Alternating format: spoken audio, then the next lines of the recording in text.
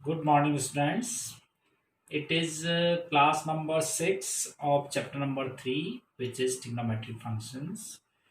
In previous class, we had done the exercise 3.3, in which some student asked some doubts, which I have cleared in next class. And I had also given an exercise of additional question based on that exercise, which was 3.3. I hope you have done that exercise as well. Now move on to next topic, which is trigonometric equations. Now, first of all, we will learn what is principal solution, and then we will learn about the general solution of trigonometric functions. Now, first of all, let us see principal solutions. Now trigonometry equations. What are trigonometry equations? जैसे हमारे पास है sine x is equal to root 3/2. This is trigonometry equations, means something equal, right. कोई भी equations, अब जैसे हमारे पास ये हो सकता है कि कोई भी जो इक्वल में है, जैसे 2 cos square x plus 3 sin x is equal to 0, that is also a trigonometry equation, right. जैसे cos x is equal to half, that is also a trigonometry equation, right. अब है principal solution of those trigonometry equations. What are principal solutions?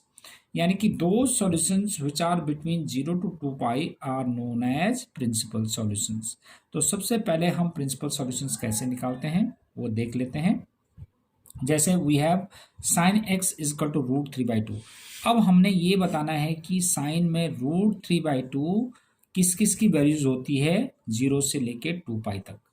तो सबसे ये इसका easy तरीका होता है कि सबसे पहले हम देख लेते हैं कि रूट 3/2 साइन में किसकी वैल्यू है, तो वो उसको हम साइड में लिख देंगे. जैसे रूट 3/2 हमें पता है कि साइन 60 की वैल्यू होती है. साइन 60 मतलब π/3 की वैल्यू, साइन 60 की वैल्यू होगी, राइट. इसको हमने साइड में लिख दिया. अब देख लेते हैं कि ये इसका साइन देख लेते हैं कि पॉजिटिव है या नेगेटिव है. तो आप देख रहे हैं कि ये पॉजिटिव है. अब पॉजिटिव में हम देख लेते हैं कि साइन कौन कौन से क्वाड्रेंट में पॉजिटिव होता है. आपको पता है कि फर्स्ट और सेकंड क्वाड्रेंट में साइन पॉजिटिव होता है. इसमें तो ऑल पॉजिटिव होते हैं, इसमें साइन और कोसेक पॉजिटिव होते हैं, ठीक है. तो फर्स्ट और सेकंड क्वाड्रेंट. अब फर्स्ट क्वाड्रेंट वाली वैल्यू, इसका मतलब प्रिंसिपल सॉल्यूशन में एक तो फर्स्ट क्वाड्रेंट वाली वैल्यू आएगी, एक सेकंड क्वाड्रेंट वाली वैल्यू आएगी. तो फर्स्ट क्वाड्रेंट वाली वैल्यू तो यही होगी π/3, है ना. तो एक हो जाएगा sine x is equal to sine π/3, एक वैल्यू तो ये आ गई. और दूसरी वैल्यू आएगी सेकंड क्वाड्रेंट में. अगर कोई भी वैल्यू अगर सेकंड क्वाड्रेंट में फॉल करेगी तो आप पाई माइनस लिखोगे, है ना. वैसे हम π/2 भी प्लस भी ले सकते हैं, बट हम जब भी प्रिंसिपल सॉल्यूशन या जनरल सॉल्यूशन निकालेंगे तो π/2 और 3π/2, 90 और 270 इन दोनों को यूज़ नहीं करेंगे, क्योंकि आपको पता है कि 90 और 270 में चेंज हो जाता है. तो आपने सिर्फ पाई प्लस, अगर थर्ड क्वाड्रेंट में आता है कोई क्वाड्रेंट कोई वैल्यू तो पाई प्लस, और अगर सेकंड में आता है तो पाई माइनस, और फोर्थ क्वाड्रेंट है तो 2π माइनस, और फर्स्ट क्वाड्रेंट तो एज इट इज हमने वैल्यू लिखनी है जैसे हमने इसमें लिखी थी. तो साइन π/3. अब सेकंड वैल्यू निकालनी है. अब हमने देखना है कि साइन π/3 ये तो फर्स्ट क्वाड्रेंट की वैल्यू आ गई. सेकंड क्वाड्रेंट को क्या लिखते हैं, पाई माइनस. तो पाई माइनस कौन सी वैल्यू, π/3 जो मैंने साइड में लिखी हुई है. तो यानी कि साइन पाई माइनस π/3. तो अगर मैं इसको सिंप्लीफाई करता हूँ तो sine x is equal to sine π/3 and sine 2π/3. अब इसमें देखिए आप कि π/3 और 2π/3, यानी कि साइन π/3 की वैल्यू भी रूट 3/2 होता है और साइन 2π/3 की वैल्यू भी रूट 3/2 होती है, राइट. तो अब इसका मतलब क्या हुआ, अब देखो एक फर्स्ट क्वाड्रेंट की वैल्यू आ गई, एक सेकंड क्वाड्रेंट की, मतलब π/3 मतलब 60 डिग्री और ये 120 डिग्री. तो यानी कि x इज इक्वल टू एक तो π/3 आ गया और एक 2π/3 आ गया. यानी कि these are the principal solution of this trigonometry equations. इसका मतलब क्या हुआ कि साइन में एक तो π/3 की वैल्यू रूट 3/2 होती है और एक 2π/3 की वैल्यू रूट 3/2 होती है, राइट. तो कोई भी प्रिंसिपल सॉल्यूशन हमारे पास दो ही वैल्यूज आएंगी जो हमने इन्हीं क्वाड्रेंट में यूज करना है. Let us take another example. Suppose we have, it is example number 19 which is given in our test book, example 19, which is tan x is equal to -1/√3. फिर सेम वही procedure कि सबसे पहले हम देखेंगे 1/√3 tan में किसकी वैल्यू होती है, उसको मैं साइड में लिख लेता हूँ. तो 1/√3 आपको पता है कि 30 डिग्री की वैल्यू होती है, तो साइन नहीं tan 30 मतलब पाई बाई 6 की वैल्यू होती है। 30 डिग्री मतलब पाई बाई 6 की वैल्यू, राइट। अब tan x is equal to -1/√3 आ गया, जो पाई बाई 6 की वैल्यू है 1/√3। ठीक है, अभी साइन नहीं देखा हमने। अब देखते हैं साइन। साइन अब हम देखेंगे तो नेगेटिव नेगेटिव tan जो है कौन कौन से क्वाड्रेंट में होता है। आपको पता है कि एक तो सेकंड क्वाड्रेंट में tan नेगेटिव होता है और एक फोर्थ क्वाड्रेंट में tan नेगेटिव होता है। तो सेकंड क्वाड्रेंट को तो हम लिखेंगे पाई माइनस, और फोर्थ क्वाड्रेंट को लिखेंगे 2 माइनस। और 2 माइनस क्या और पाई माइनस क्या, पाई बाई 6, जो हमने अलग से लिखी हुई वैल्यू। तो इसका मतलब दो वैल्यूज आ गई हमारे पास, tan x इक्वल टू, एक आ गया tan pi minus pi by 6 और एक tan 2 pi minus pi by 6। तो ये एक तो आ गया हमारे पास x इक्वल टू, एक तो 5 पाई बाई 6 आ गया और एक आ गया 6 × 2 = 12, 11 पाई बाई 6 आ गया। ठीक है, तो इसका मतलब एक तो इसकी वैल्यू 5 पाई बाई 6 का मतलब पाई बाई 6 30, 35 से कितना 150, एक तो 150 डिग्री की वैल्यू आ गई और एक इसकी वैल्यू आ गई आपके पास 11 पाई बाई 6। 11 पाई बाई 6 का मतलब 11 3 से 33, 330 डिग्री की वैल्यू, राइट। तो इन दोनों की वैल्यू जो है हमारे पास tan में -1/√3 होगा। तो दीज आर द जनरल नहीं प्रिंसिपल सॉल्यूशंस। अब प्रिंसिपल सॉल्यूशन पे बेस्ड, इन पे बेस्ड आपने जो भी हमारे पास आगे एक्सरसाइजेज होंगी उसमें आपने प्रिंसिपल सॉल्यूशन और जनरल सॉल्यूशन दोनों चीज़ें निकालनी है। तो these were the principal solution. ऐसी आप कोई भी वैल्यूज आप प्रिंसिपल सॉल्यूशन निकाल सकते हैं। तो प्रैक्टिस के लिए आप और भी क्वेश्चंस करेंगे एक्सरसाइज से। अब move on to next topic which is general solution. अब जनरल सॉल्यूशन क्या होता है, चलो पहले मैं सबसे पहले स्टार्टिंग में ही आपको बता देता हूँ जनरल सॉल्यूशन के लिए क्या है। अब जनरल सॉल्यूशन का मतलब प्रिंसिपल सॉल्यूशन तो हमारे पास केवल दो वैल्यू तक ही रिस्ट्रिक्ट होगी, मतलब 0 से लेकर 2 पाई तक। मगर ऐसी भी तो आपने अभी कुछ वैल्यूज ऐसे भी देखी थी कि जैसे हमारे पास 1800 की वैल्यू, 1860 की वैल्यू भी वही होती है √3/2, जैसे साइन 1860 की वैल्यू समथिंग जो भी होगी, राइट। तो वो बड़ी सी बड़ी वैल्यूज भी हो सकती है। तो उन सभी वैल्यूज को एक एक फॉर्मूले में हम बिल्ड कर देते हैं, that solution is known as general solution. अब हम उसको जनरल सॉल्यूशन कैसे, देखो जैसे हमारे पास है, हमने ट्रिग्नोमेट्रिक जो ग्राफ की थी उसमें देखा था हमने कि if sine x is equal to 0, sine theta is equal to 0, sine theta is equal to 0, तो थीटा इज इक्वल टू होता है n pi, where n belongs to z।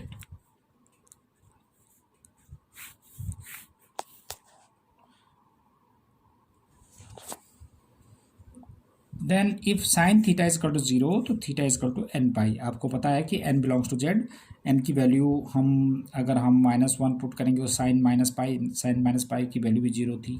अगर मैं -2 पुट करूँगा तो -2 पाई की वैल्यू भी 0 थी, और -3 पाई भी करेंगे तो -3 पाई की वैल्यू भी 0 थी, राइट। तो इस तरह के ये जनरल सॉल्यूशन हो गया। ये एक फॉर्मूले में हमने बिल्ड कर दिया, चाहे एक बड़ी सी वैल्यू जैसे हमारे पास यहाँ पर 50 पाई है, तो n की वैल्यू अगर मैं 50 रखूँ तो साइन 50 पाई की वैल्यू भी 0 होगी।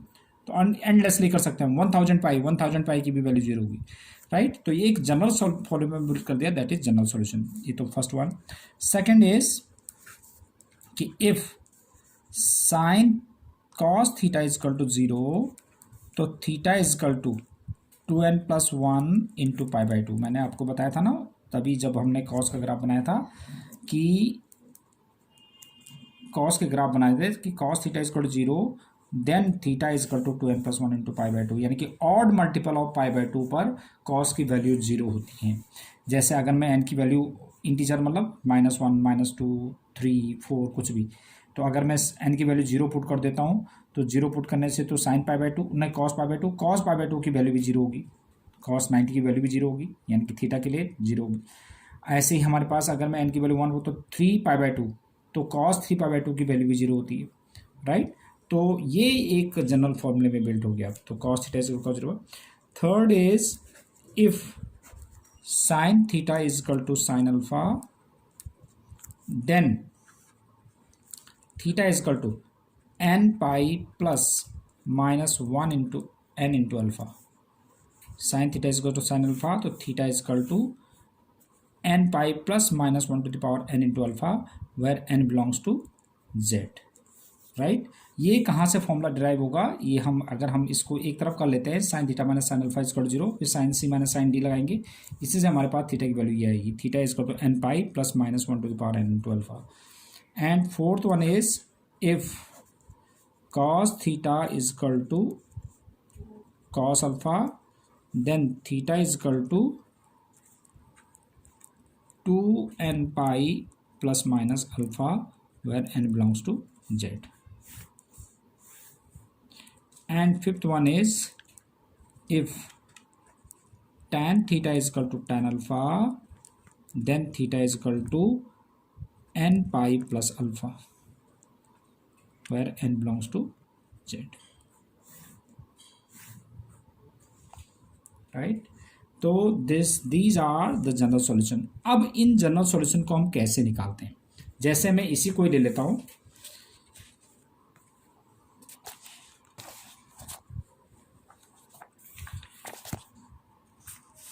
अब देखिए ऐसे ही जैसे हमने एग्जाम्पल नंबर 18 किया था, sine x is equal to √3/2। अब इसका मैंने जनरल सॉल्यूशन निकालना है। तो सबसे पहले हम क्या करते हैं कि पहले हम प्रिंसिपल सॉल्यूशन के जैसे ही देखेंगे कि प्रिंसिपल सॉल्यूशन में देख लेते हैं कि √3/2 हमारे पास किसकी वैल्यू होती है, 60 की वैल्यू, दैट इज π/3। अब एक तो π/3 है हमारे पास, जैसे हमने इसमें जनरल सॉल्यूशन निकाला था, प्रिंसिपल सॉल्यूशन निकाला था √3/2 में, एक तो π/3 की वैल्यू होती है, साइन π/3 की वैल्यू √3/2 होती है, और एक साइन 2π/3 की वैल्यू √3/2 होती है। तो जो पहली वाली वैल्यू जो हम उसको यूज करेंगे, पहले हम वही जनरल सॉल्यूशन प्रिंसिपल सॉल्यूशन की तरह निकालेंगे, पहली वाली वैल्यू निकालेंगे और जनरल सॉल्यूशन में उसी को वैल्यू यूज करेंगे। तो साइन एक्स इजकल टू √3/2 है, तो अब मैं इसको लिख सकता हूँ sine x is equal to sine, अब √3/2 किसकी वैल्यू, π/3 की वैल्यू। अब ये sine theta is equal to sine alpha बन गया, ये वाला formula, sine theta is equal to sine alpha, then theta is equal to n pi plus minus 1 to the power n into alpha. तो then theta is equal to n pi plus minus 1 to the power n into alpha where n belongs to z। अब theta के लिए तो क्या है, यहाँ पर x है, इसको मैंने थीटा एज्यूम कर रखा है और इसको अल्फा एज्यूम कर रखा है। तो थीटा के लिए हमारे पास x है, तो x is equal to n pi plus minus 1 to the power n into alpha is π/3 where n belongs to z। This is general solution. अगर मैं इसमें n की वैल्यू इंटीजर्स पुट करता जाता हूँ तो उन सब की वैल्यू साइन में √3/2 आएगा। मीन्स जैसे हमने सपोज मैंने n की वैल्यू 2 रख दिया, तो ये हो जाएगा 2 pi plus minus 1 to the power 2 into π/3। तो कितना हुआ, 2 पाई माइनस 1 की पावर 2, तो हमारे पास कितना हो गया, 1 ही हो गया, प्लस π/3 यानी कि कितना हुआ, 7 π/3। तो 7 π/3 की वैल्यू भी जो होगा साइन में √3/2 आएगा। ऐसे ही एंडलेसली चलता जाएगा, है ना, n बिलोंग्स टू z के लिए। तो this is general solution, right. तो वन मोर सॉल्यूशन, जैसे one more example, suppose we have tan x is equal to √3/2 minus 1/√3, जैसे हमने इसमें किया था। तो पहले मैं पहले वाली वैल्यू को यूज कर लूँगा, जैसे हम प्रिंसिपल सॉल्यूशन में निकालते हैं। तो tan x is equal to tan 5π/6, जो हम प्रिंसिपल सॉल्यूशन की पहली वैल्यू है उसी को यूज करेंगे हम। tan x is equal to tan, अब tan theta is equal to tan alpha बन गया है, इसको मैंने थीटा एज्यूम कर लिया, इसको अल्फा। तो tan theta is equal to tan alpha, तो थीटा इजकल टू होता है n pi plus alpha, n belongs to z। ये तो फॉर्मूला था। तो थीटा के लिए क्या है हमारे पास, x is equal to n pi plus alpha के लिए कितना हुआ, 5π/6 where n belongs to z। तो this is how we get the principal and general solution of any trigonometric functions, right. तो इसी पे बेस्ड आपने क्वेश्चंस करने हैं। मैं एक और एग्जांपल आपको करा देता हूं जिसके हम कैसे हम यूज करते हैं, देखिए आप। तो इसके लिए फिर मैं आपको बहुत सारे प्रैक्टिस में दूंगा क्वेश्चंस, तो वैसे करेंगे आप। जैसे ये रहा हमारा कि एग्जांपल नंबर 23, फिर आप ट्राई करना, फिर मैं एक बार और बता सकता हूँ आपको।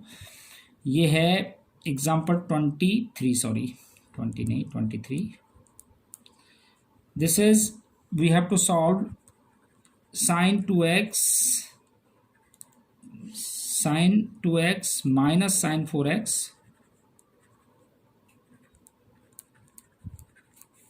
और plus sin 6x is equal to 0. तो जैसे हम सिंप्लीफाई करते हैं इन दोनों को एक साथ ले लेंगे क्योंकि c प्लस डी बाई 2 में फिर sin 4x आ जाएगा. तो इन दोनों को एक साथ ले लेते हैं विच इज sin 2x. अब कई स्टूडेंट्स इसमें क्या करते हैं, आपने ध्यान रखना है, इसमें लिखा होगा solve. Solve means you have to get the general solution. Principal solution के लिए आपके पास मेंशन रहेगा कि फाइंड द प्रिंसिपल सॉल्यूशन. जब सॉल्व लिखा हो तो that means you have to get the general solution, यानी कि आपने जनरल सॉल्यूशन निकालना है. और कई बच्चे क्या करते हैं, सॉल्व लिखा होता है इसको प्रूव कर रहे होते हैं, जीरो लाने की कोशिश कर रहे होते हैं, जबकि जीरो लाना नहीं है आपने, इसको तो सॉल्व करना है, मतलब एक्स की वैल्यू निकालनी है आपने. तो sin 2x plus sin 6x minus sin 4x is equal to 0. अब इसमें लगा देंगे sin c plus sin d. तो this is 2 sin c plus D upon 2 और into cos c minus D upon 2 और minus sin 4x is equal to 0. Right. अब it is 2 sin 6x plus 2x 8 upon 2 4x. तो 2 sin 4x into cos 2x minus 6x minus 4x upon 2 minus 2x. तो cos minus 2x minus sin 4x is equal to 0. अब cos minus theta is cos theta. तो 2 sin 4x cos minus theta is cos theta, तो cos 2x minus sin 4x is equal to 0 because of cos minus 2x is equal to cos 2x. cos minus theta is cos theta. अब sin 4x को common ले लो तो 2 cos 2x minus 1 equal to 0. अब इसमें देखो इन दोनों का मल्टीप्लिकेशन 0 है, तो इधर ये इजकल टू 0 इधर दिस मच इजकल टू 0. तो sin 4x इजकल टू 0 और 2 cos 2x minus 1 is equal to 0.